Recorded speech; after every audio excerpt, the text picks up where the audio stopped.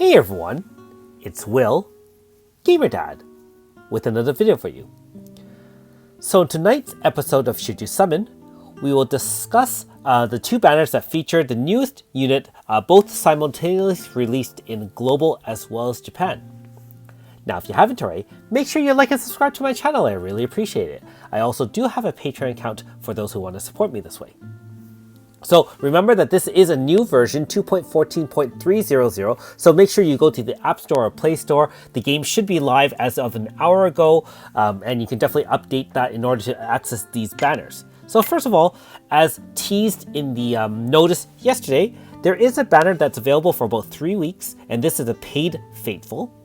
For 3 times max, you can use 1,000 paid stones, and you have a 10% chance of getting each of the, one of the 10 featured for a guaranteed 100% of one of the 10. Obviously, Alter Hismena, the other 5 altars, that is BCS, RCF, Cyan Scyther, Violet Lancer, Silver Striker, and of course, Claude ES, Iska ES, Cynthia ES, AS, and Suzette ES. 2 of which are in the most, I guess 2 of the 3 latest banners, and of course, Iska ES and Suzette ES being a little bit earlier. And with most paid banners, essentially you can get every unit in the game up to tonight's unit, which is Alter Hismena. And of course, unfortunately, bots, Rainbow Sisters, and Knights. Now, there's also the regular Fateful, if you haven't gotten enough of the 2 times specialized one. This one is the standard, pulls 1 to 9 is 0.8%, pulls 10 is 10% flat chance. Unfortunately, is not guaranteed to get Hismena Alter as well. Although, like I said, if you don't get her on the 10th pull as a 10%, 90% of the time you'll get one of the other, however many 5 stars in the game. I think somewhere in the 90 range at this point, maybe a little bit more. It includes normal styles, extra styles, as well as another styles. Altars are in here as well. You can clearly take a look yourself. And this is again a paid banner, 2 times max. This one is only available for about a month.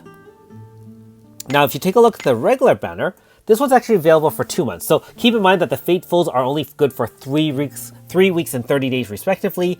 And the free one is available for 60 days. And note that the chance of this is split with Nagi normal style because her true manifest is featured in this update as well.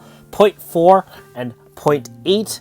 And of course, only 0.8 for the Alter Hismena. Note that the normal style 4-star Hismena is not uprated. So if you don't have any form of Hismena, this is going to be a tough one for you to pull. I mean, only 0.8% chance. And the normal style, Hismena is only here. 0.04 and 0.01 respectively, and slightly uprated on the 10th pull.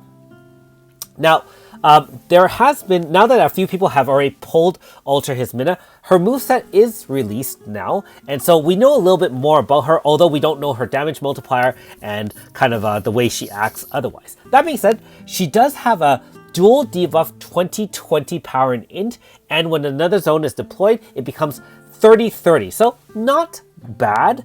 Let's be honest, we already have 35/35 if you talk about other units out there. And of course, with Orlea and Kid, we have 50/50. So keep that in mind, that that's decent in DPS units such as Alter Hismena, but certainly not the most powerful debuff out there.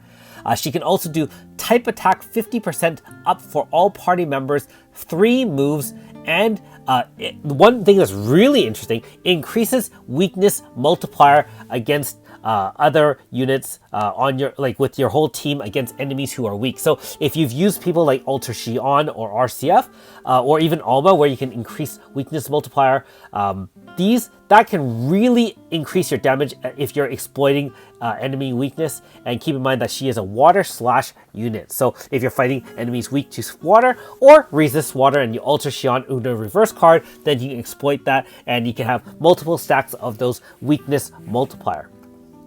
Not only that, she can apply up to 50% physical and water type resistance down for 3 turns, and in another zone it becomes 75/75. So very good support for your offensive physical magic units. Water units. However, if you use water magic units such as Flammer Eva, you're still going to benefit from the water type resist down.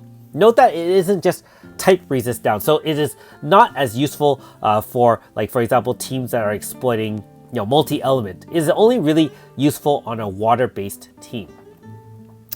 Now, she does have something special also that is not in global yet, but we do have this called Weapon Break, where it allows you to have multiple stacks of break that's only consumed when a certain move is used against it. So in our normal version of break, we just have one break.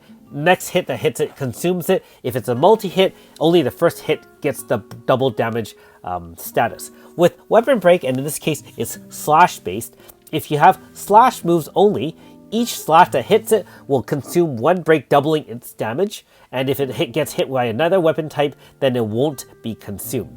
Now, one thing really interesting about Hismena is she can actually change her weapon type attack to whatever is most on your team. So for example, if you have a couple of Pierce units, she becomes almost like a Pierce type attacker. If she's got a couple of staff users on her team, then she becomes a magic kind of wielder. So it's like almost like an ASUN where you can adjust to the weapon zone. However, you don't even need a zone. She just kind of starts off like that at the beginning of battle, from what I understand.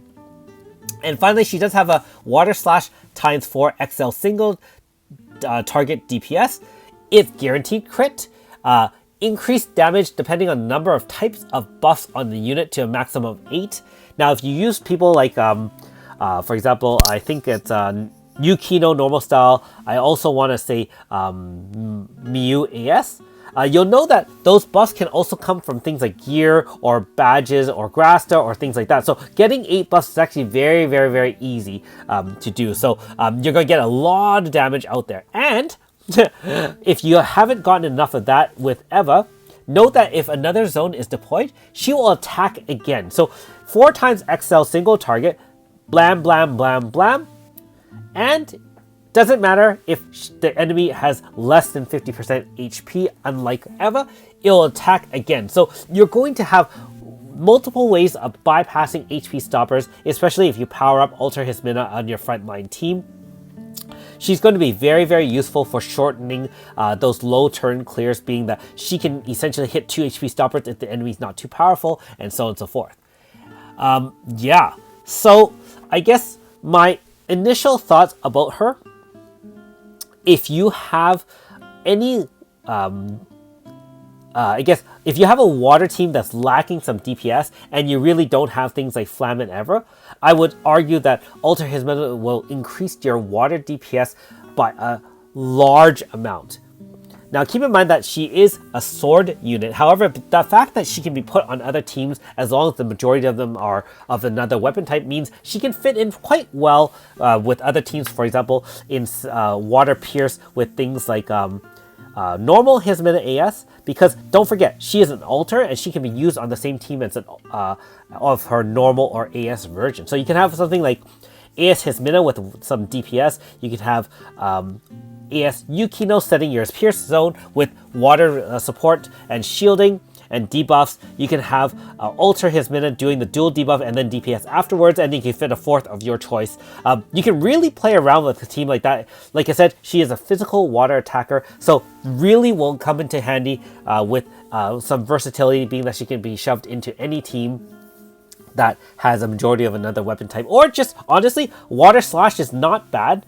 Not as powerful as before, but you still have like AS Shigiri, you can use AS of Yuhu, so on and so forth, right? So just looking at her abilities and the fact that she's going to do a ton of damage and 2 attacks back to back in another zone, wow. Don't forget her Another Sense also increases weapon damage by 50%. So instead of having the end of turn boost, right off the bat, once you awaken zone, you're giving everyone an extra 50% damage. So very awesome offensive support, very powerful DPS on her own. If you're newer to the game, as in you've just downloaded the game and you're playing, or even any players who are less than a year, I would argue that this is a pretty good summon. It will add a lot of versatility to your team, especially when you have very few units. And as you get more focused teams, you can plug and play with her to the weapon type teams of your choice, especially once you get weapon zone setters and so on and so forth.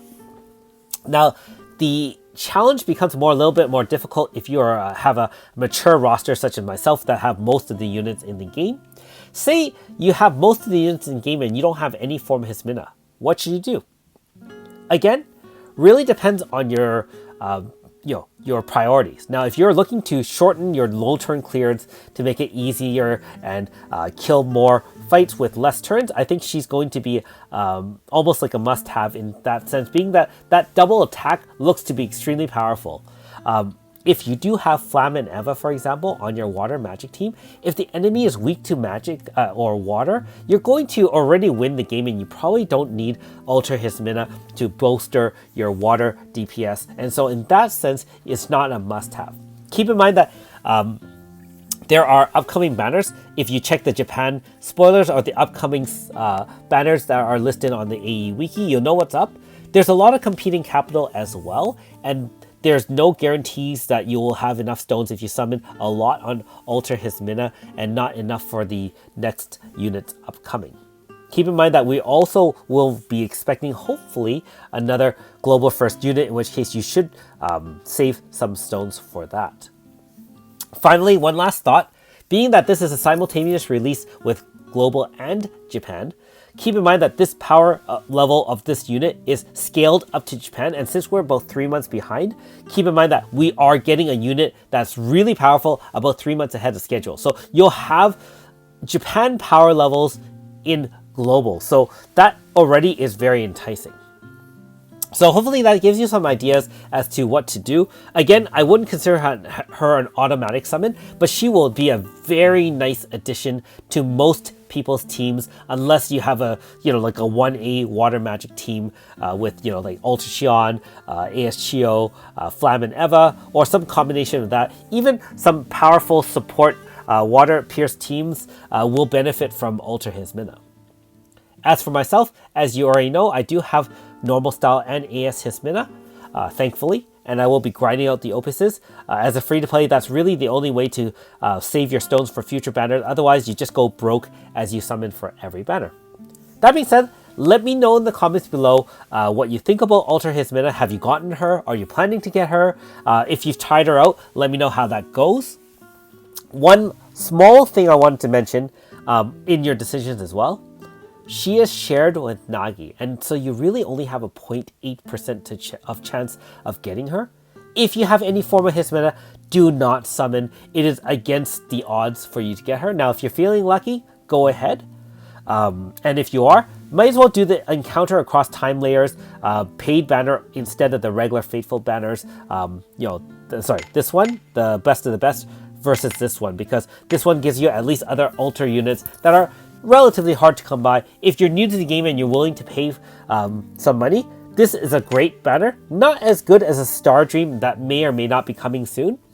Star Dreams are auto selectors, but the roster listed here for the 10 units are very good and is to be considered if you're newer to the game. Again, if you have a well-rounded roster, you probably don't need any introduction to most of the units. You probably have them all as well. Anyways, hopefully you're having fun with the collab. I am going to probably stop playing the collab tonight. There's going to be lots and lots of content, and honestly, it's a lot. I'll have to catch up on my rest and sleep. I'll probably do True Manifest Nagi's battle after this video, and hopefully get a chance to put it up, being that you don't have to grind the XP for that. Thanks for watching. We'll see you next time.